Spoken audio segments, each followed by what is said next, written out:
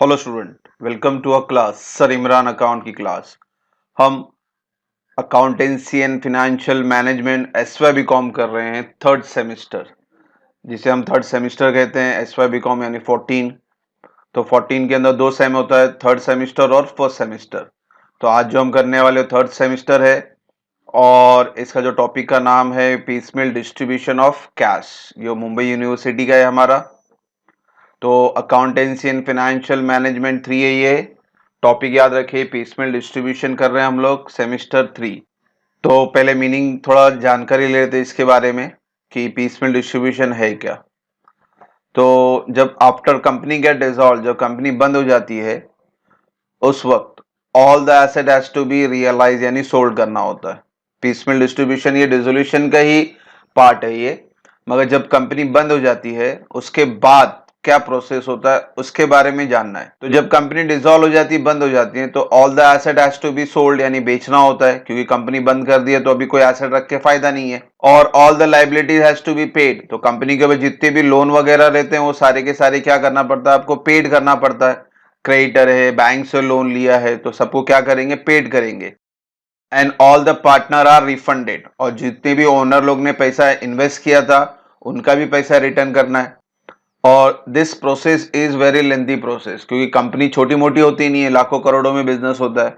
तो उनके एसेट्स को बेच तो एक ही दिन बेच नहीं सकते हैं, तो इनको पीस में बेचना पड़ता है। इसलिए ये प्रोसेस जो होता है थोड़ा लेंथी प्रोसेस हो जाता है। तो so it take place in a part. तो अगर लेंदी प्रोसेस है तो हम इसको टुकड़े टुकड़े में बांटेंगे, यानी एक एसेट अभी, फिर अगला एसेट कल, अगले महीने। तो ये प्रोसेस थोड़ा लेंदी प्रोसेस है, इसीलिए इसको पार्ट में करना पड़ता है।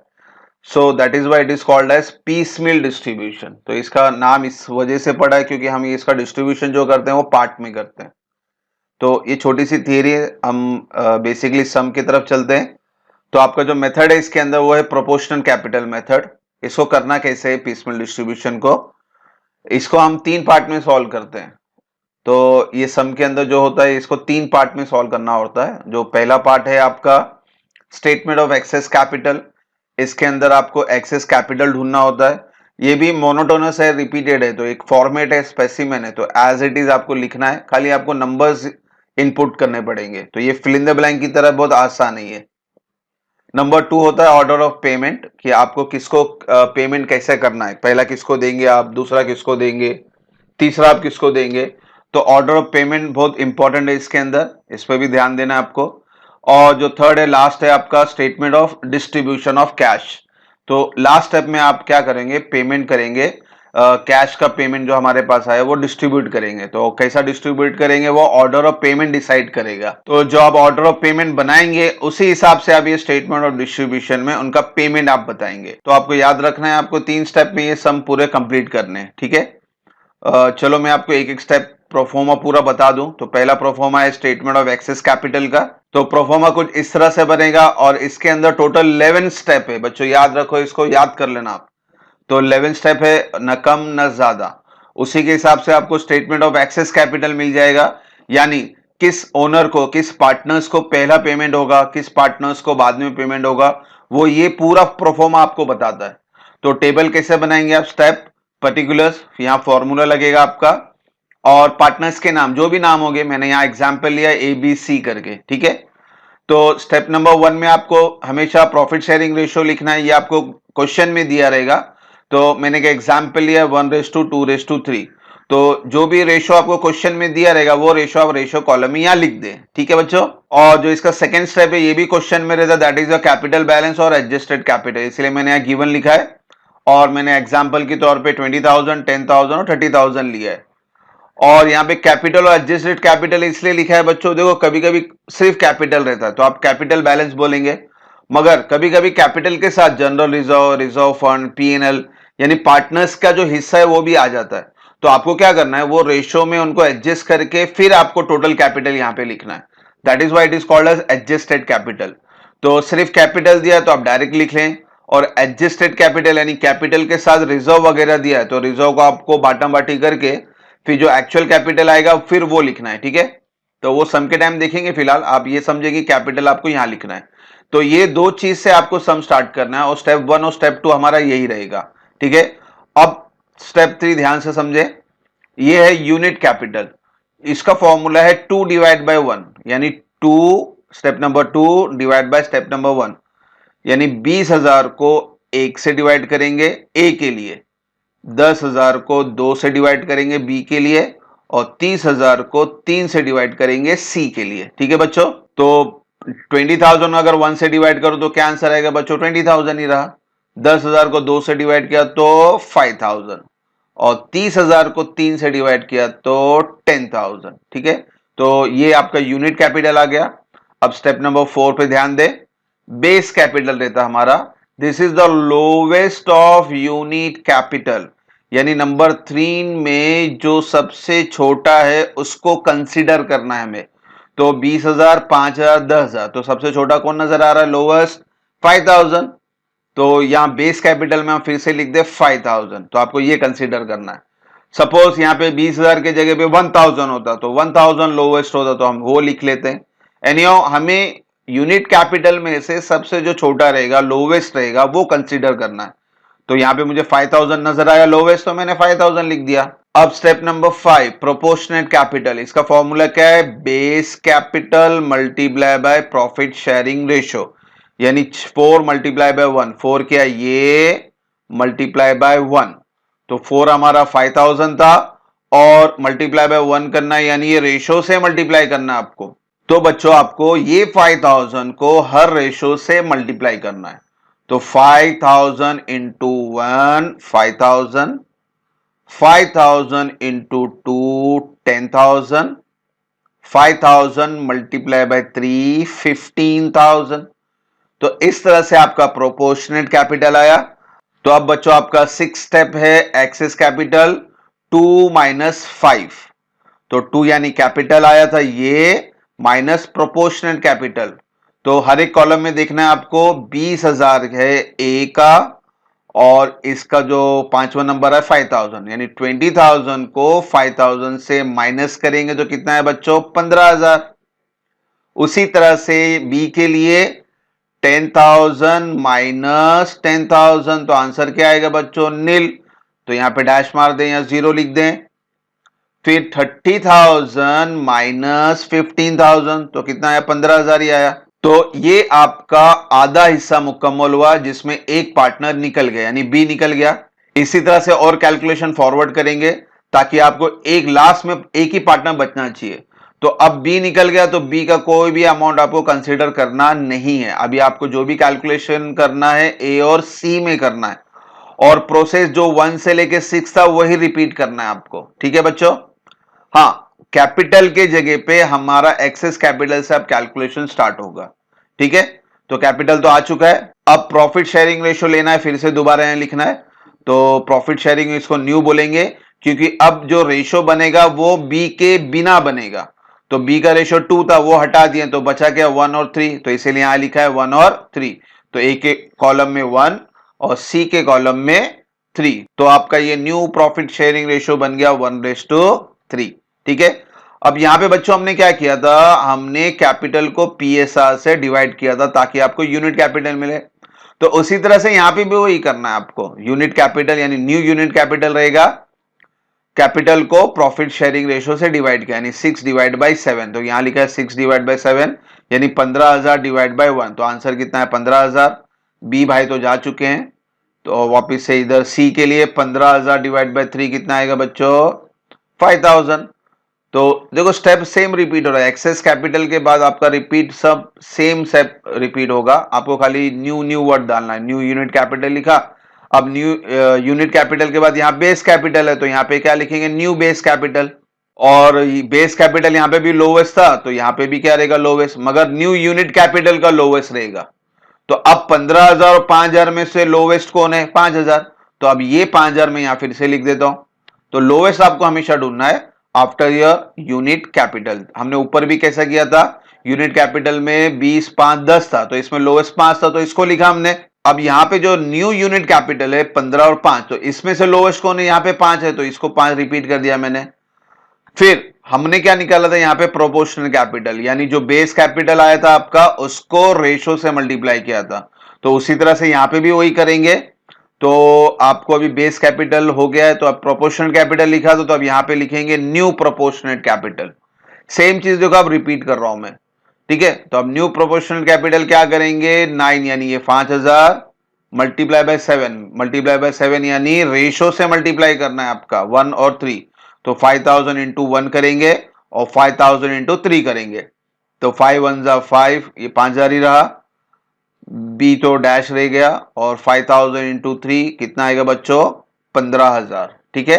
फिर हमने ऊपर क्या किया था, एक्सेस कैपिटल निकाला था, 2 माइनस 5 यानी कैपिटल को प्रोपोर्शनल कैपिटल से माइनस किया था, तो ये स्टेप यहां पे करेंगे। यहां पे हमारा क्या, एक्सेस कैपिटल को प्रोपोर्शनल कैपिटल से माइनस करेंगे, और ये हमारा लास्ट कैपिटल रहेगा, that is called final excess capital. 6 minus 10 यानी 6 ये 15000 है, माइनस 10 ये 5000 है, तो 15000 में से 5000 माइनस किया तो कितना है बच्चों, 10000, और यहां पे भी 15000 से माइनस किया तो ये हो गया अब 0। तो इस तरह से ये हमारा पूरा एक्सेस कैपिटल बना। देखो पूरा रिपीटेड पार्ट है, खाली आपको ये एक बार पहले से याद करके लिख देना है और फिर कैलकुलेशन समझना है आपको। एक्सेस कैपिटल तक देखो यहाँ पे बाइफिकेशन है, एक्सेस कैपिटल तक एक पार्ट है, फिर एक्सेस कैपिटल के बाद सेकेंड पार्ट स्टार्ट होता है, और हमेशा 3 में से कोई एक बंदा 0 होगा स्टार्टिंग में। 3 आपको क्वेश्चन में दिए रहेंगे, 3 में से कोई भी एक 0 होगा। मैं यहाँ पे एग्जाम्पल में बी आ रहा है, कभी सी हो सकता है, कभी ए हो सकता है, it depend on the question. तो कोई भी एक बंदा 0 हो जाएगा, वो डैश हो जाएगा पूरा। फिर सेम कैलकुलेशन आपको 1 से लेके 6 तक का नीचे रिपीट करना है। तो ये 11 स्टेप आपको पूरा बाय हार्ट करना है एज इट इज, फॉर्मूला समझ ले। और एक बच्चों यहाँ पे मैंने रेड मार्किंग किया हुआ, ये बहुत इंपॉर्टेंट है। एक्सेस कैपिटल में मैंने आपको शुरू में बताया था कि एक्सेस कैपिटल में हम ये ढूंढते हैं कि किस पार्टनर को पहला पेमेंट किया जाए। तो आपको इससे पता चलेगा लास्ट जो अमाउंट आया है 10,000, यानी सबसे पहले आपको ए को देना है 10,000। फिर सेकेंड स्टेप में आपको ए और सी को देना है 5 और 15 यानी 20,000। तो लास्ट और सेकेंड लास्ट इंपॉर्टेंट होता है, और यही कंसीडर करते हैं हम लोग स्टेटमेंट ऑफ डिस्ट्रीब्यूशन में। जो हमारा थर्ड स्टेप है ना बच्चों, वहां पे जब आप पेमेंट करोगे पार्टनर्स को, तो ये लास्ट वाला और सेकेंड लास्ट वाला उसके हिसाब से पेमेंट करेंगे, इसलिए इसको मैंने रेड मार्किंग किया हुआ है, और इसी के बेस पे आपका पूरा सम होता है। तो एक्सेस कैपिटल में बनाने का मकसद ये 10वां और ये 11वां लाइन है, और ये बहुत इंपॉर्टेंट है, इसी के बेस पे आपका सम होगा। तो आपको मैंने फर्स्ट स्टेप बताया स्टेटमेंट ऑफ एक्सेस कैपिटल, ठीक है। अगर ये समझ में नहीं आया वीडियो पॉज करें, फिर से उसको रिवाइंड करके एक बार और देखें, तो आपको आइडिया एकदम क्लियर आएगा, ठीक है बच्चों। अब चल रहे हैं स्टेप नंबर 2। स्टेप नंबर 2 क्या था, order of payment. Order of payment में बच्चों आपको बताना होता है कि आप जो आपके ऊपर जितनी भी लोन है वो आपको पेमेंट शो करना होता है। और बच्चों आपको तो पता ही है कि कंपनी के ऊपर 2 तरह का लोन होता है, एक इनसाइड लोन होता है, एक आउटसाइड लोन होता है। इनसाइड लोन यानी पार्टनर्स के जो पैसे होते हैं यानी कैपिटल, वो भी लाइबिलिटी है। और आउटसाइड लोन यानी बैंक से लोन लिया हो, क्रेडिटर से लोन लिया हो, बैंक ओवरड्राफ्ट लिया हो, ये भी एक लाइबिलिटी है। तो ऑर्डर ऑफ पेमेंट में आपको हमेशा याद रखना है, पहले आउटसाइडर को पेमेंट करना है, फिर अपने पार्टनर्स को पेमेंट करना है। तो इसके अंदर 2 पार्ट बनेंगे। तो जो पहला पार्ट रहेगा वो लाइबिलिटीज रहेगा, ठीक है। और लाइबिलिटीज में पहली चीज आपको हमेशा ना क्वेश्चन में कभी कभी ना एक प्रोविजन करके दिया रहता है, यानी जब ये डिसोल्यूशन होता है, कंपनी डिसॉल्व होती है, तो एसेट वगैरह बेचना तो मालिक लोग का काम तो है ही नहीं, तो ये क्या करते हैं, किसी एजेंट वगैरह को हायर कर देते हैं और उनको बोलते हैं भाई काम करो, पूरा काम आप ये निपटा डालो बेचने वगैरह का, और जब पूरा खत्म हो जाएगा तो हमको बताना।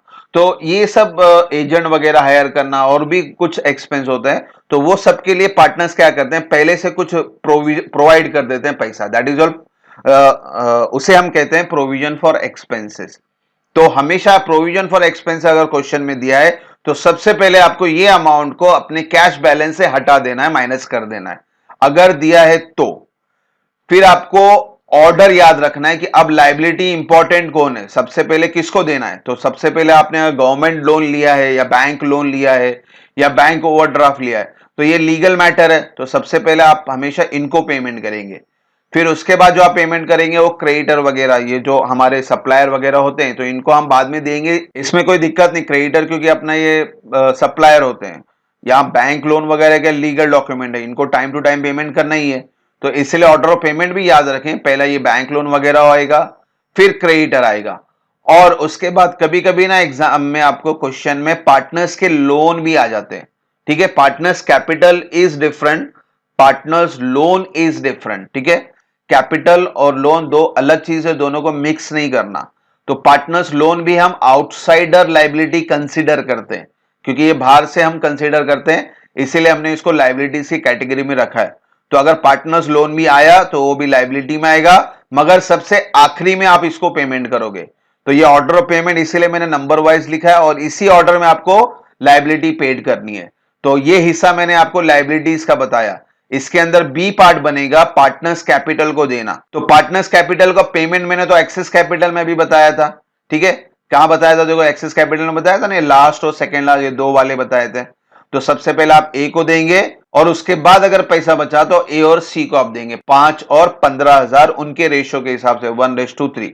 वो सम के टाइम बताऊंगा, खाली ये इंपॉर्टेंट याद रखो, 11 नंबर और 10 नंबर आपको पेमेंट करना है। सबसे पहले 11 नंबर पेमेंट होगा, तो पार्टनर्स कैपिटल में सबसे पहले आप पेमेंट करोगे 11 नंबर को, from statement of excess capital number 11, यानी ये बंदा। तो आपको यहां पे नाम लिखना है, पेड टू ए ₹10,000। ठीक है, ये स्पेसिमेन है इसलिए मैं नंबर बताया, आपको याद रखें। फिर जो सेकेंड आप पेमेंट करोगे वो पेमेंट करोगे आप ए और सी को, यानी मिनिमम इसके अंदर 2 बंदे रहेंगे हमेशा, फिक्स है ये। तो from statement of excess capital number 10, और नंबर 10 में कितने जन रहेंगे? हमेशा 2 जन। तो देयर विल बी 2 पार्टनर, और उनको उनके प्रॉफिट शेयरिंग रेशियो में देना है। तो न्यू पार्टनर रहेंगे, 2 पार्टनर है तो उनका न्यू रेशियो देखो यहां 1:3 है, तो जो भी अमाउंट रहेगा 1:3 में बटेगा, यानी न्यू प्रॉफिट शेयरिंग रेशियो में। फिर इसके बाद भी अगर पैसा एक्सेस हो गया, एसेट हमने ज्यादा बेच दिया, हमने लायबिलिटी भी पेड कर दी, हमने पार्टनर्स का जो ऑर्डर ऑफ पेमेंट था उसके हिसाब से पहले ए को दे दिया, फिर ए और सी को दे दिया, फिर भी पैसा बच रहा है, अगर फिर भी एक्स्ट्रा पैसा बच रहा है, फिर आपको क्या करना है? लास्ट और फाइनल स्टेप है balance remaining to all partner in their PSR, यानी उनके प्रॉफिट शेयरिंग रेशियो में अब तीनों बंदे को बांटते जाओ जब तक कि आपका पूरा पैसा खत्म नहीं हो जाता है। एसेट बेचने के बाद जो पैसा आया था वो सारे के सारे आप पार्टनर्स में बांटना है। ठीक है, क्योंकि ये देखो लास्ट स्टेप है ये। पहला स्टेप क्या है आपका? पहले जितने भी पैसे है पहले जमा कर लो, फिर लाइबिलिटीज को पेड करते जाओ, फिर प्रेफरेंस वाइज पेमेंट करो, पार्टनर्स ए को पहले हमको देना है, फिर ए और सी को देना है, फिर भी पैसा बच गया, तो अब लास्ट स्टेप क्या बचा है? Balance to all. तो अब सारे बंदों को हम बांटते जाएंगे। तो ये आपका ऑर्डर ऑफ पेमेंट है, स्टेप नंबर 2। अब स्टेप नंबर 3 जो है वो भी इंपॉर्टेंट है, अब आपको पैसा बांटना है। ठीक है, तो that is called statement of distribution of cash. तो सबसे पहले आप इसको 2 हिस्से में बनाए, कोई कोई कॉलेज में एक ही साथ बना देते हैं, कोई कोई कॉलेज में अलग बनाते हैं, तो हम तो अलग ही बनाएंगे। पहले हम लाइबिलिटीज को पेमेंट बताना होगा, उसके बाद फिर आप पार्टनर्स का पेमेंट शो करेंगे। तो प्रोफोमा कुछ इस तरह रहेगा आपका, डेट वगैरह है तो डेट लिखें, फिर लाइबिलिटीज के नाम आएंगे। कैश बैलेंस कंपलसरी है हर कॉलम में, लाइबिलिटीज को आप पेमेंट करेंगे तो भी एक एक्स्ट्रा कैश कॉलम बनेगा, और जब यहां पार्टनर्स को पेमेंट करेंगे तो भी एक कैश कॉलम एक्स्ट्रा बनेगा। फिर इसके बाद बच्चों आपने ऑर्डर ऑफ पेमेंट में जितनी भी लाइबिलिटी के नाम लिखे होंगे उतने कॉलम बनेंगे। मैंने यहाँ पे 3 एग्जांपल लिए हैं, 2 भी कॉलम बन सकता है, 1 भी कॉलम बन सकता है, 4 कॉलम भी बन सकता है। यह डिपेंड करेगा आपके क्वेश्चन में यानी बैलेंस शीट में कितनी लाइबिलिटीज दी है। तो मैंने यहाँ पे एग्जाम्पल लिया है, 3 एग्जाम्पल लिया है। अगर आपको बैंक लोन आया, क्रेडिटर आया, पार्टनर्स लोन आया, तो फिर आपको 3 कॉलम बनाने हैं। अगर सपोज सिर्फ बैंक लोन और सिर्फ क्रेडिटर है तो आपको सिर्फ 2 कॉलम बनाने हैं। ठीक है, और कभी कभी और उनका मूड अच्छा रहा तो सिर्फ एक ही कॉलम देंगे बैंक लोन, तो आप एक ही कॉलम बनाएं, मगर ये डेट, लाइबिलिटी और कैश तो कंपलसरी है। ठीक है, तो शुरू कैसा करना है आपको बच्चों? पहले आपको बैलेंस लेके आना है बैलेंस शीट से। आपके क्वेश्चन में बैलेंस दिया रहेगा, कैश का बैलेंस दिया रहेगा, जो भी अमाउंट रहेगा 10,000, 25,000, what ever, write down over here. फिर लाइबिलिटीज का भी अमाउंट दिया रहेगा आपको, तो लाइबिलिटीज का अमाउंट एज इट इज लिख दें। अब बच्चों मैंने अभी बताया था ऑर्डर ऑफ पेमेंट, तो सबसे पहले आप लाइबिलिटीज पेड करोगे, तो पहला किसको आप पेड करोगे? बैंक लोन, क्रेडिटर या पार्टनर्स लोन। तो इसमें जो लीगल है भाई बैंक लोन है, तो सबसे पहले आपको बैंक लोन पेमेंट करना है। ठीक है, तो यहां हम लिखेंगे less paid to bank loan. Cash column में आप माइनस करेंगे, जैसे बैंक लोन 1,000 है तो 1,000 यहां पे भी लिखेंगे, 1,000 बैंक लोन के भी नीचे लिखेंगे। ठीक है, क्रेडिटर और पार्टनर्स लोन आप पहला पेमेंट नहीं करो तो यहाँ पे आप डैश मारोगे, ठीक है। तो आप माइनस करने के बाद बैलेंस नीचे लिख दें, तो कैश का जो भी अमाउंट होगा बैलेंस यहां बचेगा। बैंक लोन आपने पूरा पेमेंट कर दिया, यानी बैंक लोन का बैलेंस नील हो गया। और क्रेडिटर को तो हमने कुछ दिया नहीं, तो ये amount as it is copy कर लें, as well as partners loan के लिए भी। तो अब हमारा बैलेंस ये रहा, कैश इतना बच गया है, क्रेडिटर और पार्टनर्स लोन अभी देना बाकी है, ठीक है। तो अब बैलेंस के बाद अब वापस पेमेंट कर दें। अब पेमेंट में बच्चों किसको पहले आप पेमेंट करोगे, क्रेडिटर या पार्टनर्स लोन? तो इंपॉर्टेंट इसमें तो क्रेडिटर है, तो क्योंकि क्रेडिटर एकदम बाहर वाला है, पार्टनर्स लोन तो अपने घर वाले ही है। तो लेस पे टू क्रेडिटर करना आपको, तो कैश में से माइनस करेंगे, यही अमाउंट क्रेडिटर से भी माइनस कर देंगे। और पार्टनर्स लोन को तो कुछ दिया नहीं, तो यहां डैश मार दें। तो वापस से माइनस करने के बाद आप बैलेंस चेक करें, नीचे वापस बैलेंस लिखें। तो सपोज आपका कैश खत्म हो गया, बैंक लोन तो पहले नील हो गया, तो डैश। अब क्रेडिटर को पेमेंट कर दे तो क्रेडिटर भी खत्म हो गया। पार्टनर्स लोन को कुछ पेमेंट दिया नहीं, इसलिए उसका बैलेंस एज इट इज रहा, ठीक है बच्चों। अब बच्चों पार्टनर्स लोन दिया नहीं हमने अभी तक, बाकी है, और कैश मेरा खत्म हो गया। तो अब ये केस में आपको बैलेंस शीट के नीचे एडजस्टमेंट में ना आपको रियलाइजेशन अमाउंट दिया रहेगा। तो मिनिमम 3 या 4 रियलाइजेशन फिगर आते हैं आपके पास। रियलाइजेशन यानी एसेट बेचने के बाद जो पैसा है वो ऑर्डर बताते हैं उन लोग। पहला आपने बेचा तो आपको 50,000 मिला, फिर आपने अगले महीने बेचा यानी नंबर 2 आपको 60,000 मिला। तो क्वेश्चन में डिटेल आएंगे 1 2 3, मिनिमम तीन रियलाइजेशन तो आपको देंगे। तो सपोज जैसा बैलेंस है आपका कैश नील हो गया, तो आप क्या करेंगे, आप रियलाइज अमाउंट को लेके आएंगे यहाँ पे। तो आपका फर्स्ट रियलाइजेशन डेट वगैरह दिया तो आप डेट लिखें, और डेट नहीं लिखा है तो आप नंबर डाल दें। तो मैंने यहाँ नंबर 1 लिया है, तो रियलाइजेशन अमाउंट यानी कैश कॉलम में डाल दें। अब अपने पास पैसा आ चुका है, तो अब हम पेमेंट करना शुरू करेंगे। तो पार्टनर्स लोन बाकी था तो उसी को पेमेंट करेंगे। तो यहां हम लिखेंगे लेस पे टू पार्टनर्स लोन। तो पार्टनर्स लोन का जो अमाउंट है वही अमाउंट यहां लिखें, पार्टनर्स कॉलम में भी लिखें, माइनस करके दोनों का बैलेंस यहां पे फिर से शो करें। तो आपका बैलेंस, कैश बैलेंस जो भी है बच जाएगा यहां, और सारे अब लाइबिलिटीज क्या हो गए, खत्म हो गए। तो कैश बैलेंस लाइबिलिटी खत्म होने के बाद बचता है, तो आप क्या लिखेंगे, कैश बैलेंस कैरिड डाउन। क्योंकि इसके बाद आप बनाओगे बी पार्ट यानी पार्टनर्स कैपिटल का, तो यही कैश बैलेंस आप उसको वहां पे ब्रॉट डाउन यानी वहां पे आप डिस्ट्रीब्यूशन इस अमाउंट से आपको स्टार्ट करना है। तो अब चलते हैं, हमारा ए पार्ट हो गया है मुकम्मल, अब चलते हैं बी पार्ट। तो बी पार्ट क्या है आपका, पार्टनर्स कैपिटल। फॉर्मेट इसका फिर से बनाना आपको, पहला डेट, फिर पार्टनर्स कैपिटल जो होगा वो, और कैश कॉलम, ये कंपलसरी आपको। फिर इसके बाद जितने भी पार्टनर रहेंगे आपको मैक्सिमम 3 ही पार्टनर और मिनिमम 3 ही पार्टनर आने वाले, तो यहां पे तो 3 ही कॉलम बनेगा, फिक्स है। मैंने एग्जांपल में 3 नाम लिए थे, ए बी और सी, तो यहां पे लिख देंगे ए बी और सी। अब बैलेंस को पहला आपका जो पहला कैपिटल है वो लेके आना है। हमने जो एक्सेस कैपिटल में कैपिटल लिखा था नंबर 2 पे, वो कैपिटल आपको यहां लेके आना है। कैपिटल दिया तो कैपिटल लिखें, एडजस्टेड कैपिटल यानी जनरल रिजर्व वगैरह रहेगा तो बाटम बाटी करके कैपिटल में ऐड करके फिर आप लेके आए डायरेक्टली, इसका अलग से बाइफिकेशन करने की जरूरत नहीं है, ठीक है। फिर से बोला कैपिटल यानी विदाउट रिजर्व एंड सरप्लस या जनरल रिजर्व या रिजर्व फंड, और एडजस्टेड कैपिटल यानी with reserve, with general reserve, with reserve fund. तो आपको क्वेश्चन में ये ध्यान देना पड़ेगा, सिर्फ कैपिटल दिया है या कैपिटल के साथ रिजर्व भी दिया है। तो खाली कैपिटल दिया तो कैपिटल लिखें, और कैपिटल के साथ रिजर्व दिया है तो बाटम बाटी यानी पूरा कैलकुलेशन करके फिर आप यहाँ पे नेट कैपिटल का फिगर यहां शो करें, इसलिए यहां एडजस्टेड कैपिटल लिखा है मैंने। और इसके अंदर फिर सेकेंड आपको अपना कैश लेके आना है, क्योंकि अब पार्टनर्स को देना है आपको, तो कैश लेके आएंगे। वहां पे कैरेट डाउन लिखा था हमने ए पार्ट में, लाइबिलिटीज पार्ट में, तो यहां क्या लिखेंगे, ब्रॉट डाउन। तो कैश हमने ला लिया है, और अब ए और बी और सी सामने खड़े, इनको पेमेंट शुरू करेंगे। मगर बच्चों पेमेंट अब सबसे पहले किसको देना है, हमने बनाया था स्टेटमेंट ऑफ एक्सेस कैपिटल, जिसमें कौन बचा था लास्ट में, ए। मेरा एग्जांपल लिया था ए, कोई भी बच सकता है, जो भी लास्ट में होगा उस बंदे को देना है, यानी एक बंदा आपका बचे शुरू होगा ए से, तो हम यहाँ पे ए को दे देते हैं। लेस पेड टू 1 पार्टनर, तो आपको क्वेश्चन में ए रहेगा तो ए लिखना, बी रहेगा तो बी। तो मैंने यहाँ पे प्रोफोमा इसलिए मैं नाम नहीं लिखा हूं, क्वेश्चन में नाम आएगा वो नाम आप लिखेंगे। तो मेरे इस एग्जांपल में ए का नाम था, तो देखो बच्चों मैंने ए के कॉलम में लिखा है। और जो अमाउंट आया था, लास्ट अमाउंट क्या आया था, ए का 10,000, तो वो 10,000 ही लिखना है आपको। भले ही आपका कैपिटल यहां पे 1 लाख बता रहा हो या 2 लाख बता रहा हो, मगर एक्सेस कैपिटल में जो लास्ट में 11वें नंबर पे जो अमाउंट था वही अमाउंट आप पेड करोगे। ठीक है, इस चीज को ध्यान देना। और बी और सी को बिल्कुल हाथ नहीं लगाना जब तक कि वो 11th नंबर वाला आपका पोर्शन कंप्लीट ना हो। तो सपोज हमारा कंप्लीट हो गया, तो अब बैलेंस चेक कर लेते हैं। कैश में भी ये माइनस हो जाएगा, कैपिटल ए से ही माइनस करेंगे। बी को कुछ दिया नहीं तो बी का अमाउंट एज इट इज और सी का अमाउंट एज इट इज। ठीक है, अब बच्चों देखो बैलेंस फिर से क्या होगा, कैश का नील। और फर्स्ट रियलाइजेशन उठा लिया अभी, अब क्या करेंगे, अब पैसा खत्म हो गया तो हम उठाएंगे हमारा रियलाइजेशन नंबर 2, तो वो भी कैश कॉलम में इनपुट कर दें। अब कैश आ चुका है और हमारा स्टेटमेंट ऑफ एक्सेस कैपिटल का जो 11वां नंबर था, यानी लास्ट वाला था, वो खत्म हुआ।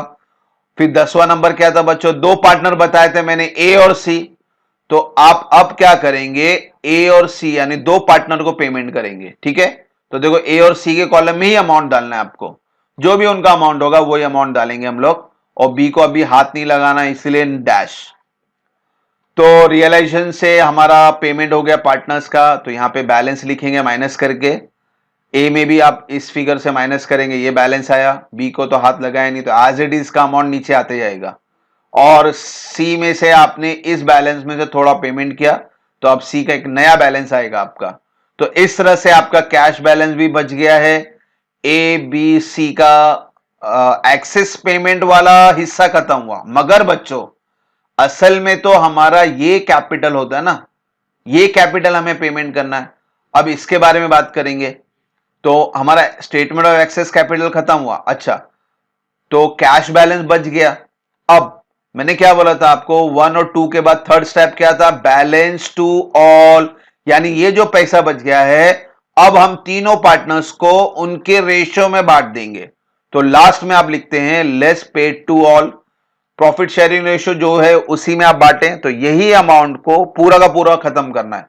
तो सपोज यहां पे 10,000 है, तो नीचे 10,000 लिख दें। और ये 10,000 को फिर आपको प्रॉफिट शेयरिंग रेशियो में यहां पे लिखना है। तो एनी ऑफ बांट देंगे, फिर सबको माइनस करके फिर नीचे लिखेंगे। और जब तक, और ये सिलसिला कब तक चलेगा, जब तक आपका पूरा रियलाइजेशन खत्म नहीं हो जावे और कैश बैलेंस जब तक नील न हो जावे। तो नंबर 3 दिया होता रियलाइजेशन, तो मैं 3 के साथ फिर से प्लस करता, फिर पेड टू ऑल करता।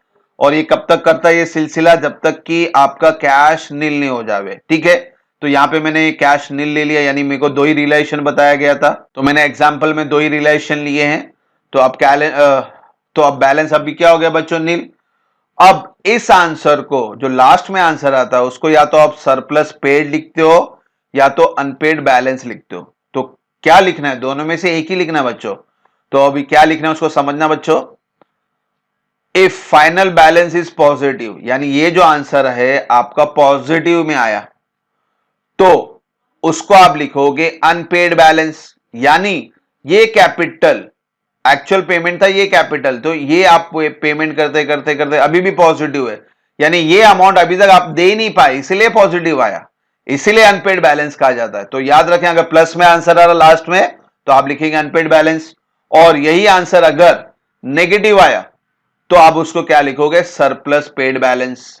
ठीक है, जैसे फॉर एग्जांपल ये कैपिटल 1 लाख है, पूरा काटम कुटी करते करते यहां पे आंसर आया -20,000, यानी आपने 1 लाख से ज्यादा पेमेंट कर दिया, इसीलिए सरप्लस।